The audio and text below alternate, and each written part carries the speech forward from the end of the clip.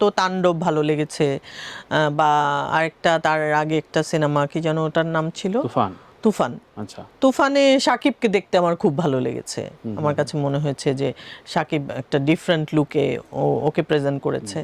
আসলে আর্টিস্টদের যেটা হয় কি, শাকিবকে এই যে সুন্দরভাবে প্রেজেন্ট করলো, এটা তো আসলে ও আর্টিস্ট হিসেবে ওরও ভালো লাগার ব্যাপার যে আচ্ছা আমি সুন্দরভাবে প্রেজেন্ট হব, যে ও এই কাজটা কোন ও কাজটা? করলো।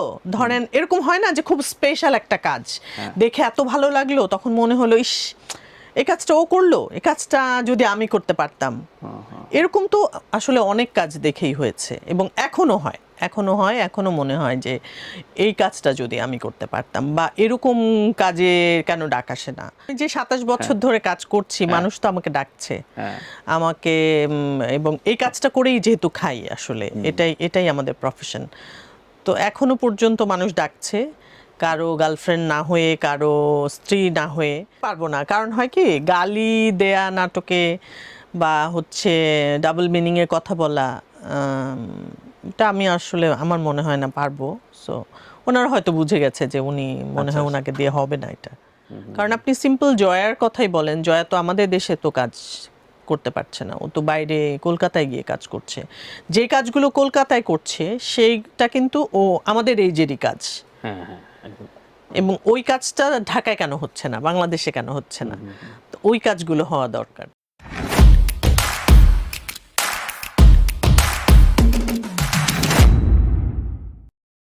এক সময় আপনার অনেকের সাথে জুটি বেঁধে কাজ করেছেন, আজকে কি খোলা মানে বলে দেন যে কাকে ঈর্ষা করতেন আপনি আপনার সময়? কাকে ঈর্ষা করতাম? যে ওর ভালো কাজ হয়ে যাচ্ছে, বলে ফেলেন। ভালো কাজ তো দেখলেই ঈর্ষা করি।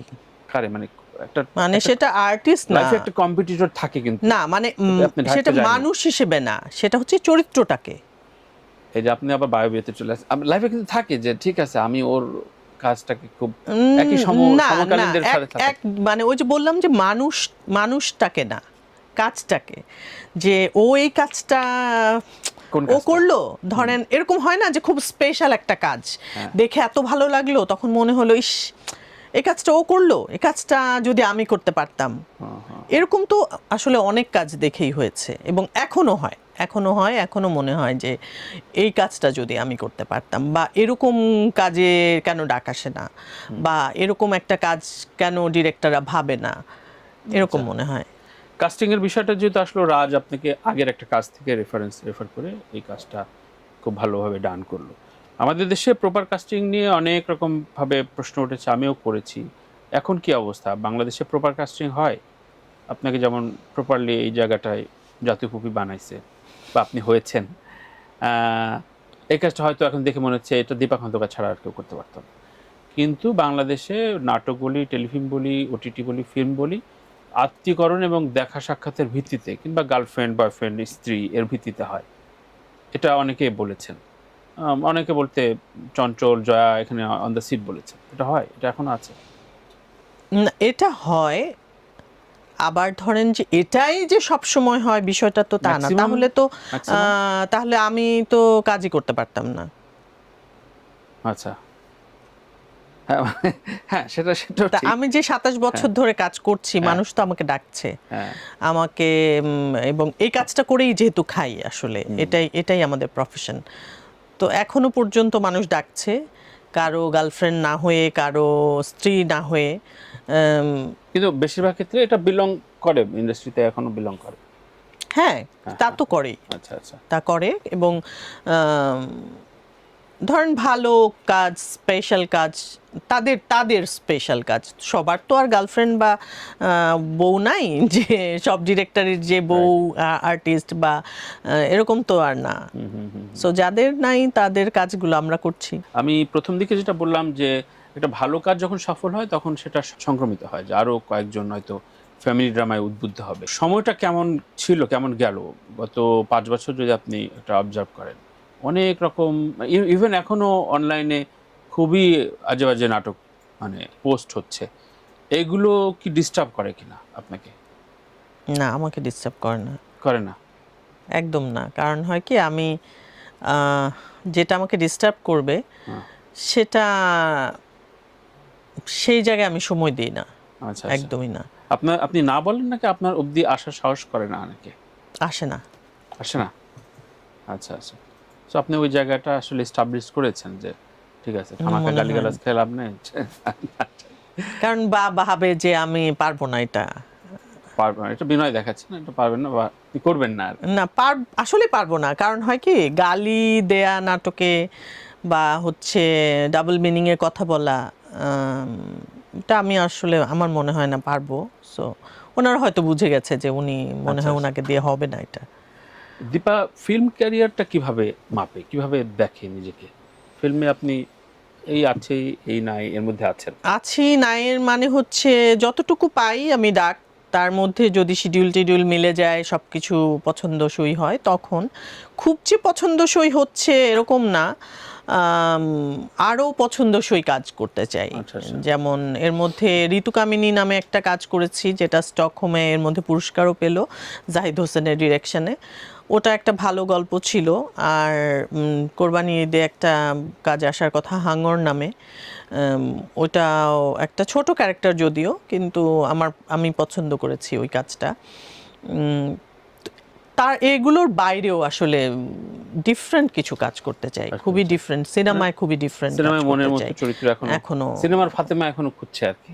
হ্যাঁ, তাই না? কারণ সেই আমাদের দেশে এখনো পর্যন্ত আম, মানে আমাদের এইজকে নিয়ে না, সিনেমা সেটা তো হয় না। ওইভাবে হয় না, হচ্ছে না, এখনো হচ্ছে না, খুব খুব বেশি হচ্ছে না। আমাদের গল্পগুলো এখনো তৈরি হয় না। কারণ আপনি সিম্পল জয়ার কথাই বলেন, জয়া তো আমাদের দেশে তো কাজ করতে পারছে না, ও তো বাইরে কলকাতায় গিয়ে কাজ করছে। যে কাজগুলো কলকাতায় করছে সেইটা কিন্তু ও আমাদের এইজেরই কাজ, হ্যাঁ, হ্যাঁ, একদম। এবং ওই কাজটা ঢাকায় কেন হচ্ছে না, বাংলাদেশে কেন হচ্ছে না? তো ওই কাজগুলো হওয়া দরকার। তাহলে এই টপিকটা নিয়ে আমি একটু বিরতিতে যেতে চাই। সবাইকে প্রশ্ন করেছি যে বাংলাদেশি ছবি আসলে কোন ব্যাকরণ এখন চলছে, এটা কি বাংলাদেশি ছবি আপনি মনে করেন? বাংলাদেশের সিনেমাটা আমার কাছে মনে হয় যে একটু অস্থির জায়গায় আছে। কারণ হচ্ছে কি করব, ডিরেক্টররা এই জায়গাটাতে কি করলে মানুষ পছন্দ করবে এটা নিয়ে একটু কনফিউশনে আছে। তো যে কারণে মনে হয় যে যখন বম্বের কোনো সিনেমা হিট হচ্ছে মনে হচ্ছে যে আচ্ছা এরকম করলে মনে হয় খুব পছন্দ করবে সবাই, ওরকম করার একটা চেষ্টা মানে চলছে। গত পরশু একটা মিম দেখলাম ফেসবুকে, পোলাপান ছাড়ে, যেটা হচ্ছে গত 2 বছর গিয়েছে অ্যানিমেলের ভার্সন, এরপরে এবার ঈদে হচ্ছে আমাদের রেফারেন্স হবে ধুরন্ধর। যে এই যে ছেলেপেলেরা তৈরি করে বলছে, তাই এটা তো মকারি করছে, কারণ দেখাচ্ছে যে ওরাও বিরক্ত। আপনিও ফ্যান্টাসি মুভিতে কাজ করেছেন সাকিবের সাথে, বা এই ধরনের চরিত্রের কাজ করেছেন। আপনার কাছে কোন চরিত্রগুলো, কোনটা বাংলাদেশি ছবি বলে মনে হয় যে না ঠিক আছে, এটা আমাদের ছবি আমার হতে কাছে পারে? আসলে একটু জীবনমুখী সিনেমা ভালো লাগে পার্সোনালি আমার। তবে হ্যাঁ, তারপরেও বলবো যে একদমই যে হবে না তা না। আমার তো তাণ্ডব ভালো লেগেছে, বা আরেকটা তার আগে একটা সিনেমা কি যেন ওটার নাম ছিল, তুফান। তুফান। আচ্ছা। তুফানে শাকিবকে দেখতে আমার খুব ভালো লেগেছে। আমার কাছে মনে হয়েছে যে শাকিব একটা ডিফারেন্ট লুকে ওকে প্রেজেন্ট করেছে।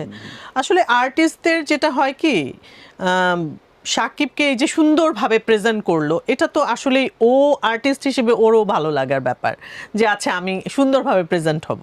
হ্যাঁ, কিন্তু তার সাথে যদি গল্পটাও আমাদের দেশীয় হতো। আমি ওটাই শুনতে যাচ্ছি। আমি একটা এক্সপিরিয়েন্স শেয়ার করি। ধরেন আমি যখন ইউএসএ থাকলাম, আমি একটা ফিল্ম ডিস্ট্রিবিউশন কোম্পানিতে কাজ করছি, এখনো করি। তো ওর সাথে অনেকগুলো ডিস্ট্রিবিউটরদের সাথে আমার মিটিং হয়েছে। ও একজন ইএমসি বা রিগ্যালের এক ডিরেক্টর বলছে যে নেপালি ছবি পর্যন্ত দেখলে আমরা বুঝতে পারি যে এটা নেপালি ছবি। আমি এটা লেখাও লিখলাম ওই দিন। কোরিয়ান মুভি কিন্তু আপনি দেখলে বুঝতে পারবেন। ইভেন ইরানি মুভি দেখলেও, ব্রিটিশ ফিল্ম দেখলে বোঝা যায় যে এটা ব্রিটিশ ফিল্ম। আমাদের ছবি কোনটা? খিচুড়ি। সত্যি, এখানে আসলে কবি নীরব